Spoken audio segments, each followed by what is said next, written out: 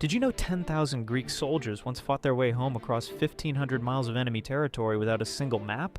In 401 BC, Greek mercenaries found themselves trapped deep in the Persian Empire after their leader died in battle.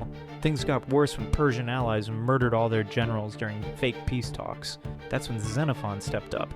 This scholar had zero military experience, but the desperate soldiers elected him leader anyway. Xenophon proved brilliant. He created hollow square formations that protected them from cavalry attacks, and used mountain warfare tactics nobody had seen before.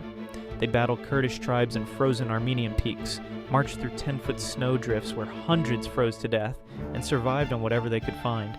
After 15 months of hell, they finally crested a hill and saw the Black Sea. The entire army erupted in tears, shouting, "Thalassa! Thalassa!"